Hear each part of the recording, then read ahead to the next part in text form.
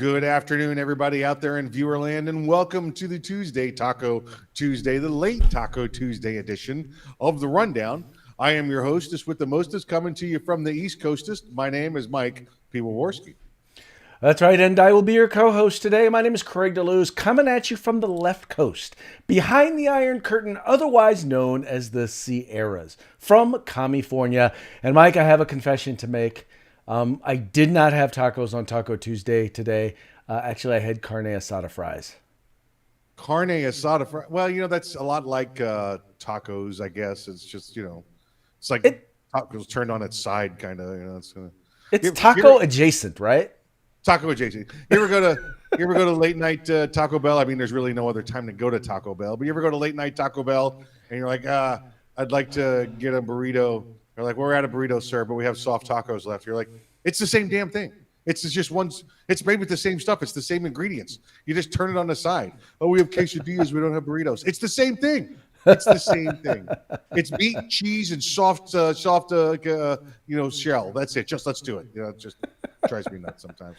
Sometimes it'd be like that, sir. Look, Taco Bell makes for actually very good late night after an evening out food. Doesn't feel good the next day, but it works for that night. As long as you get the soft the soft shell with it. If you get the hard shell, then it's all that grease, and you don't want to do that. You need something to absorb all the rest of the things you've imbibed in that evening. So it works. So true, so true. Well, folks, hey, we have to apologize for running a little bit late today. Actually, the big news, which is actually our leading story, we kind of wanted to make sure we had some 411 and some information and kind of see everyone's reaction before we reported on it. So we just figured we'd put it off for a little bit. So please forgive us for being a little bit late today, but hopefully we will make your day with our conversation. Yeah, if you have not heard yet, folks, we're going to break it right here for you now, because we were ready to go a little bit earlier, and we wanted to get to, like Craig said, a little more background, a little more information. If you have not heard yet, out of the state of New York, Governor Eliot Spitzer has resigned as governor. Yeah. He has. Looks like David Patterson will be the replacement. He is the lieutenant governor there. And hold on, Craig. I'm sorry. I believe I'm looking at some old information here. It's not Eliot Spitzer. It's Mario Cuomo. No, wait, that's wrong too. Andrew Cuomo resigned. Yeah, this guy Cuomo, he's out, Craig. He's out. And I think I texted you within like 7 seconds of the announcement being made. Cuomo out! Exclamation point. Dude, I will tell you the thing about this that was really surprising is it was surprising in that I thought he would put up more of a fight. But then again, I thought back about it. I'm like, he's been fighting this thing for quite a while. I mean, dude, he killed tens of thousands of people with his COVID policy. I guess if you figured if he could get away with that, he could get away with anything. Yeah, what's grabbing a little butt and a couple of boobs if you killed 10,000 grannies? It's just what's the big deal? It's just for this guy. He had that Teflon thing going. I didn't think he was going to leave, Craig. I think I said it on here that he was not going to leave until the state troopers dragged him out of his office after impeachment. I did not think he was going to go this easily. Oh, and for those that are not state of New York history buffs, the previous governor. Elected governor in New York was Governor Eliot Spitzer, who also resigned. And if you recall, David Patterson took office. He was the first African American governor of New York and the first blind governor of New York, which made for quite a fun time on Saturday Night Live. Well, actually, this decision actually also creates a first for New York, in that they will have their first female governor. Kathy Hochul or Hochul, however she pronounces it. She's from New York, so there's probably 7 different ways to say it. She is not like Cuomo or their Spitzer, the last couple of governors there. She's not from Down City, as the rest of the state would say. She's a Buffalo girl. She's from a Western New York. What would be considered a conservative family in New York, but conservative family in New York just means not quite as liberal So she's a lawyer. She's from the west part of New York, like I say, Buffalo, and we'll see. You know, she's made a name for herself there in the last 10, 12 years. She's come up in the state government, been fortunate herself a couple of times, winning races where other state assemblymen had to resign due to inappropriateness as well. So this is starting to sound like a setup. Yeah. You're making this kind of sound like a setup. This is the third time she will have taken an office where somebody else had to resign and could not run or could not seek re-election. She has been the benefactor thereof. Well, you know, a couple of interesting points behind this when you look at what people are saying. So first of all, know that Joe Biden is taking full credit for the governor resigning, as he noted. That's what he called for. I'm like, dude, you don't even remember what you called for, so don't go taking credit for it. That was one thing. The other thing is that at least 2 district attorneys are still going to be investigating and seeking criminal charges. From what they say, are still going to be seeking criminal charges, but the attorney general for the state of New York has pretty much declared this item behind them. So anyway, it'll be real interesting to see if, in fact, any criminal charges do actually result. Because keep in mind, while he has resigned, he still has not admitted or acknowledged most of the accusations against him. Yeah, you're correct. And in fact, he did not resign immediately. He said he's going to leave in 14 days. I guess that'll give him more time to, move the bodies around, so to speak. So he's got 14 days. That's what he's in trouble for, bruh. Moving bodies or inappropriately touching bodies. So I don't think they're going to be letting him do any of that.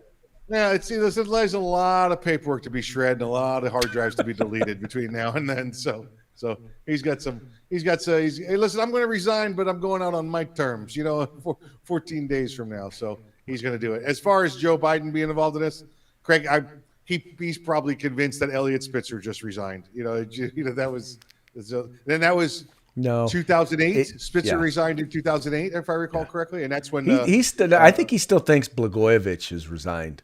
Oh, boy. You know what?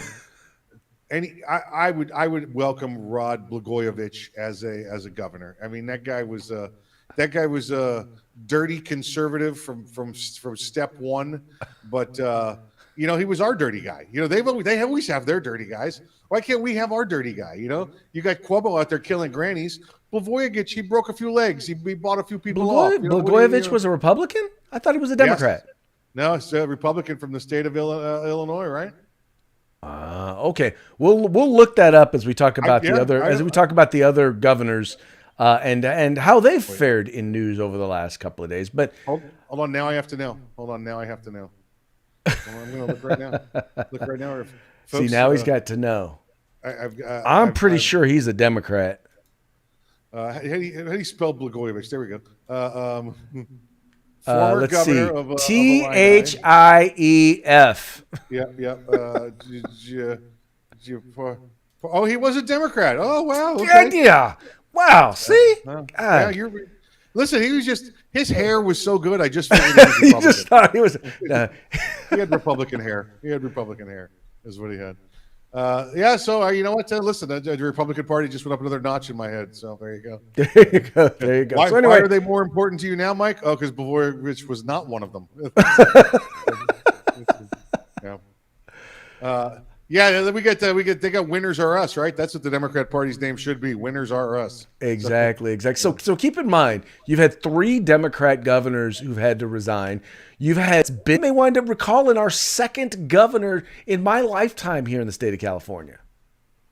What California needs to do if they really want to be successful as governors is repeal the repeal law. Just get rid of the ability to recall the governor. Yeah, that's it. Yeah. That's the only way a governor there will be successful is if he also campaigns and gets rid of the ability to recall a governor. Because that's unique. That's not every state. Listen, No. In Florida, there's very, very few offices that you could do a recall for, and governor is not one of them. So, wow, good stuff. Well, bye, Mr. Cuomo. Bye. See you later. Hey, You know what? It's 14 more days. I'll wait till then to make my peace with them. I don't. You know. No, okay. All right. We'll have to He do might our not be able to have we'll you, have to do Hillary, a but he can have Cuomo your legs. special, RIP edition Yeah. of the rundown for Cuomo. He may not be able to have you Hillary, but he could still have your legs broken. So you think now the brother Fredo? You think he tries to run for office? Maybe that's it. Maybe that's why he left so willingly, so he could set Fredo up for the run. Anything is possible. Although I don't know why he would leave his cushy job there at CNN. Yeah, he's been suspended there enough too. Maybe he's on thin ice, but yeah, maybe next time. Maybe he's copying the tactics of his brother. Could be. Yeah. As long as he's not feeling up dead people, that's it's not what you want to do, because that's what his brother should have done rather than kill people and then feel up the live ones. Dead people tell no tales, right, Governor? You could have had your way. All right, so. Gave you every opportunity to get to move on from that one, and you just kept digging yourself a hole. Well, think about it. Listen, okay, this guy was feeling up interns and people that worked there, right? And he was killing old people. If he had just felt up the old people, the dead old people, nobody would have known. He would still be governor, So as long as he wasn't like killing interns. Oh yeah, you said switch it up. Yeah. Well, combine it too. Let's go from here and just put this one there and then put that one there. Would be good. Yeah, it's just so. All right, Corey Bush. I'm gonna. You know what? I took the lead on feeling up dead people, so I'll let you take the lead on Corey Bush. Okay, Corey Bush. You guys all know. Well, you may or may not know who Corey Bush is. Corey Bush is a congresswoman. I believe she's from New York, the same state. Am I incorrect in that, Mike? You want to look that up while I'm talking about it? I just got Blagojevich wrong. You expect me to know where Corey Bush is from? No, I just figure you're not on camera, so you can look it up while I'm talking. All right. So anyway, she's a big supporter of Black Lives Matter. She's a big supporter of defund the police. Well, she's come under fire recently because, she has spent, according to her campaign records, $70,000 on personal security. Now, mind you, this is a person who believes that you don't deserve the right to defend yourself, but she believes that she has the right to take campaign contributions, money that's given to her in a campaign to get her message out, to hire private security to protect her because she wants to defund the police, who, by the way, is the other way in which you could potentially protect yourself is by calling the popo. All right. So did you come up with something for me? I did. Listen, and now since I got Blagojevich wrong, I doubted myself. I knew where she was from. She's from Missouri. She's from St. Louis. Okay. Well, there you go. See, I was wrong. I just think, crazy whacked out liberal. It's either California or New York. I figure I had 50-50. What about Texas? Come on, you can't leave Sheila Lee out of this. Don't leave her out of it. Just. Yeah, but she's got a Southern accent. That kind of gives it away. True. Well, that's okay. So when she takes that hat off, she sounds like she's from Brooklyn. Right. So now, but here's the best part about this whole thing is the comments that she made to CBS News as to her response to those who would who question her spending that kind of money. Check it out. So either I spent $70,000 on private security over the last few months, and I'm here standing now and able to speak, able to help save 11 million people from being evicted, or I could possibly have a death attempt on my life. And we're also talking about the same exact people who say horrible things about me, who lie to build up their base. And then because they lie about me, I receive death threats. Now, they don't address the fact that I receive death threats after they go on air and say horrible things about me. But then they want to say, oh, but she needs private security. I have private security because my body is worth being on this planet right now. I have private security because the white supremacist, racist narrative that they drive into this country, the fact that they don't care that this black woman that has put her life on the line, they can't match my energy, first of all. This black woman who puts her life on the line, they don't care that I could be taken out of here. They actually probably are okay with that. But this is the thing. I won't let them get that off. You can't get that off. I'm going to make sure I have security because I know I have had attempts on my life and I have too much work to do. There are too many people that need help right now for me to allow that. So if I end up spending $200,000, if I spend 10 more dollars on it, you know what? I get to be here to do the work. So suck it up, and defunding the police has to happen. So Mike, her basic point is, well, you know, my body is impotent enough to be here. I need to be here, so I need to in order to defund the police. So therefore, I'll spend whatever money I want to spend on protecting myself. Craig, I am stupider for having watched that minute or 2 minutes right there. She is Looney frickin' Tunes. I mean, at least, you know, with AOC, we get a decent soundbite every now and then, you know, about cows farting or something like that we can use to make fun of her later. But this one here is just bat turd crazy. She's got what we used to call circular logic. Craig, did you hear this? Her body has been threatened because she wants to defund the police. So because she wants to defund the police, she has made enemies. Because she has enemies, she has death threats. Because she has death threats, she needs the help of police. Because she needs the help of police, she hires police to save her so she could stay around and defund the police. Well, but no, now but you forgot the whole white supremacist narrative that's being propagated that is causing people to call and threaten her life. Now, I'm just wondering, do you really think anyone has ever really seriously called and threatened her? Hey, lady, get off my TV before you break it. You know, that maybe that's the kind of threats she's getting. Like, you know, I don't know what to say. I mean, I don't mind her body being protected and kept up there in the Capitol or whatever. It just, does it need to be warm? Does it need to be warm? You know, that is the sort of thing that I would expect someone to say to or about Cori Bush, but I don't know how that necessarily constitutes a threat. A joke. Listen, I have not. I make sure we're clear here. I am not threatening her. Also, I would not object if she failed to show up for work ever again. You know, but that's her own reasoning, not mine. You know, I think this is part of the steps towards the idiocracy, right? This is it. When we start putting people like this in authority. At least I will give her credit. She's not taking taxpayer dollars to pay for it like AOC. Or like Maxine Waters is trying to do. Like they're trying to get Capitol Police to actually be with them in their districts in order to protect them. That's because she's not smart enough. Don't try that. You know, somebody said, "Girl, you a black woman, you can't do that. They'll nail your ass on that. You know, you can't do that. You know, AOC." She white. They're gonna let her do that. You know, you not so much. So. Well, what about Maxine Waters? Well, she's crazy and old, so she got the old person excuse there. There you go. Okay, all right, we'll buy that one. So, as you guys enjoy the whole Cori Bush thing, she's sometimes whenever I think of people saying stupid things, I always think of George W. Bush. Now there's another Bush to think about. Listen, now George W. He just had a habit of making up words on the spot. Right. Well, exactly.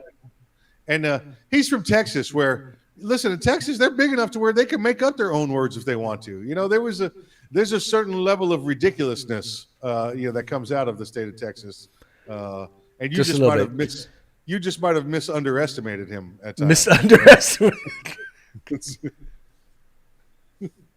2 Bush words right there: ridiculousness and misunderestimated. Yep. Two of my favorites. Let's see. You don't remember those? Oh my God, great words.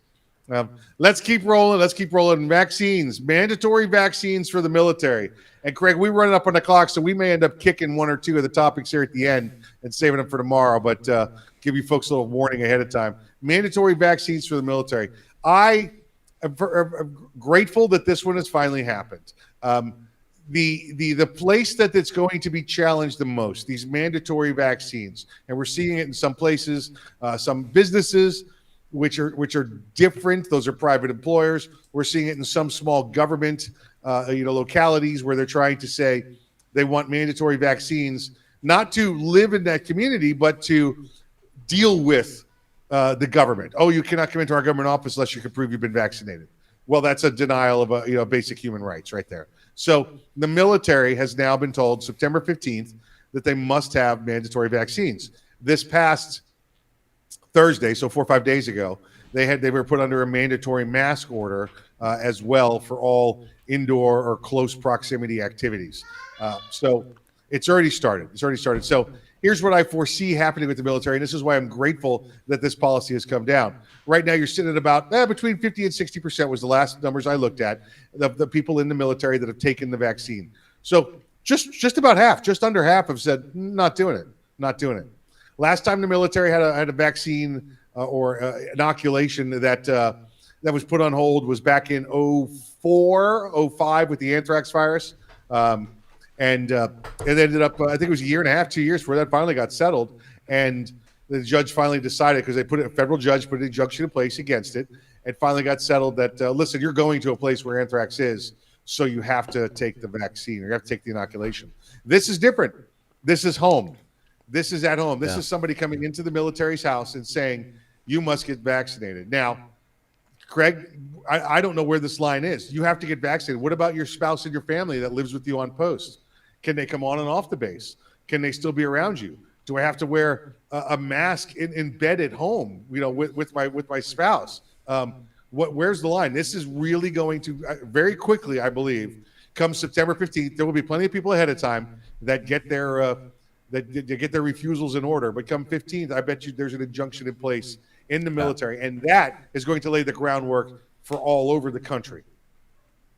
Oh no, I think you're 100% correct. I think it is going to open up the door for a lot of legal discussion about it. I agree with the whole thing with the anthrax. Yeah, you're going someplace. If you're going someplace where you're going to experience anthrax, this is probably a good idea for you to get that vaccine. In this particular case, and this is what I keep telling people, everyone is going to get COVID. Everyone. Now, some people may get it and they're unvaccinated and they deal with the unvaccinated and they develop an immunity that way. Some people may get vaccinated. And guess what? Even if you do, there's already enough information out there. You are still going to catch, or can still catch, COVID. Now, according to the numbers, you're a lot less likely to get deathly ill, but you're still going to get it. So everyone's going to get it.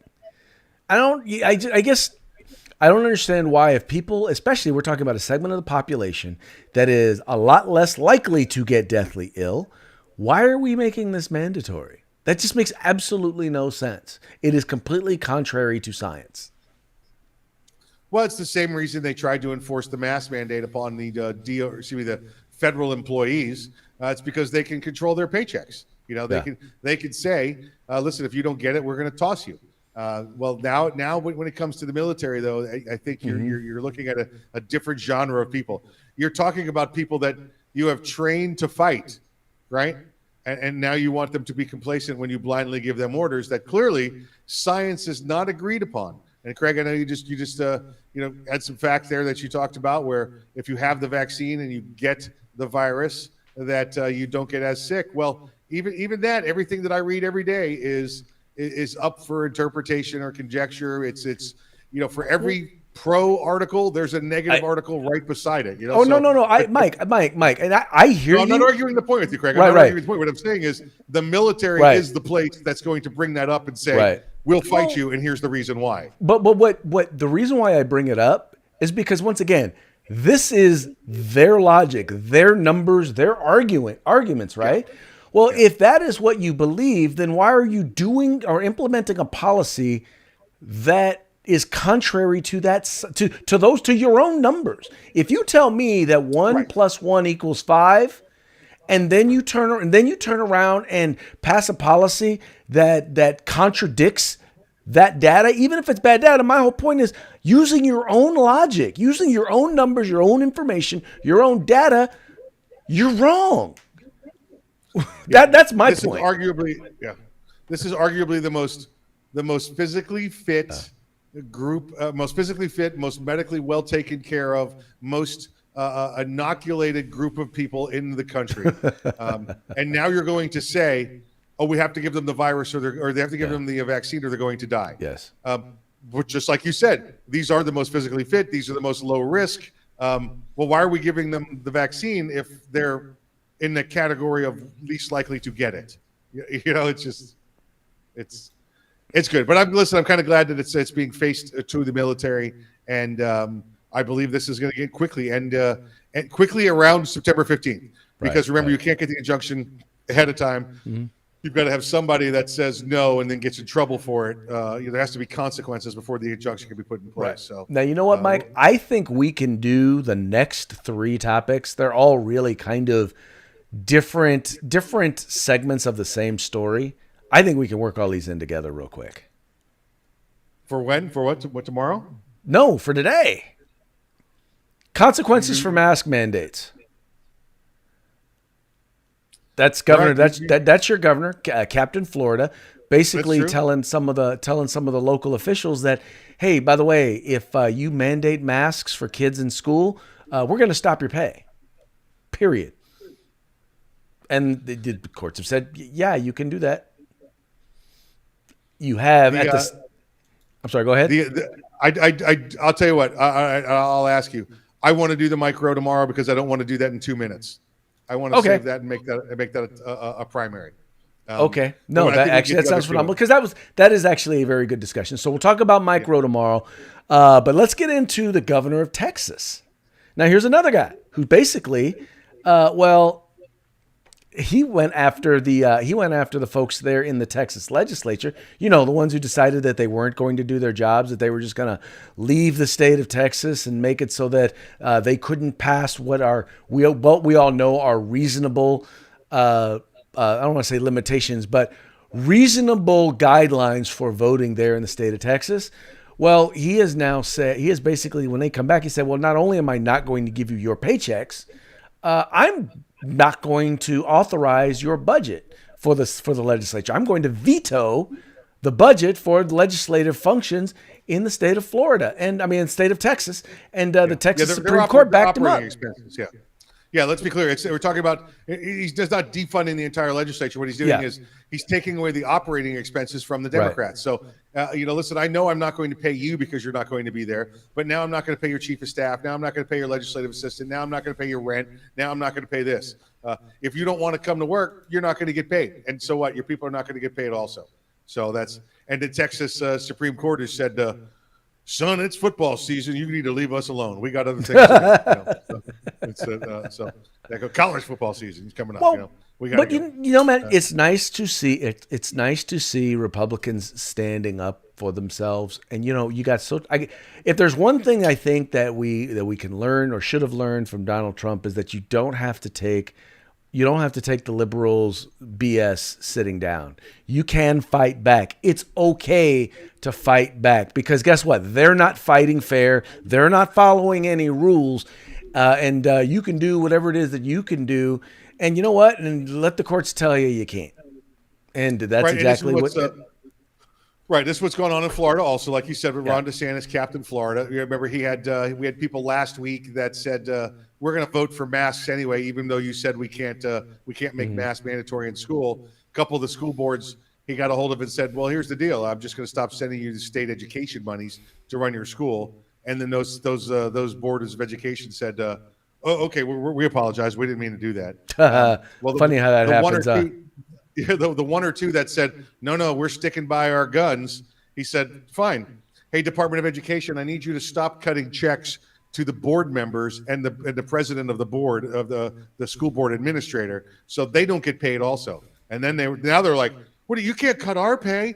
But they were perfectly okay to sacrifice the money going into the school itself. But now that the money is going to the school board members, now it's nice. Now we did see the president do this. Remember back in California with the sanctuary immigrant status things. Right. He said, listen, I'm going to stop sending you funding for law enforcement training. And they went and got themselves a Hawaii judge to get an injunction. and got it put on hold. And it's still, in the end, the president ended up restricting money on them, but it was because of those liberal judges. Right. You know what else? You know what else accelerated the president putting 226 federal judges in place? That kind of nonsense. Yep. Because guess what? You don't see these things getting struck down now by liberal judges, do you? No, actually, you're starting to see, especially in places like the Ninth Circuit, which is like all of the 20 Western states, you're actually starting to see some significant decisions that you wouldn't expect to see coming out of the Ninth. Yeah. Yep. Yeah. Mm-hmm. Now the Ninth hasn't flipped completely. A couple of the others have, but there's definitely a different tone coming out of them for sure. Definitely a different tone. All right. So since we're skipping Mike Rowe, this next one, or this is our parting shot. I really thought that there was only one thing that made this story. We talked about it yesterday. That made this story less believable, and that was that the fact that it didn't happen in California. So, Mike, you wanna run down just real quick the story of the racist rock? We had a racist rock in Wisconsin, Madison, Wisconsin, up there at University of Wisconsin. They had a rock, a 70-ton rock that's over 100 years old. The former chancellor up there of the school, Chamberlain, they named it after him because they discovered that this rock, when they first discovered only 1.5 feet it was sticking out of the ground, they found that this was a very unusual rock for that region because it evidently rode glaciers over thousands of years from northern Canada all the way down into Wisconsin. So it's not native to that area. So very unique, very scientific, very geologic rock there. But evidently 100 years ago, Craig, somebody described that rock. Some person one time in a news article used a racial term to describe that rock. Never since been called that. Nothing whatsoever. One time, 100 years ago, somebody called this rock a racist word, and that made it a racist rock, and they got rid of it. And you and I could not fathom how in the world a rock, let alone a 70-ton rock, could be racist. How is a rock racist? I have absolutely didn't kill anybody on this rock. Right. They didn't hang anybody from this rock. Nothing like that. And yet, somebody called it racist. And yet, and still, it is still more believable that there is a racist rock. Still more believable than Epstein killing himself. Exactly right. A racist rock. Yep. Still more believable than Epstein killed himself. Exactly right. It's exactly right.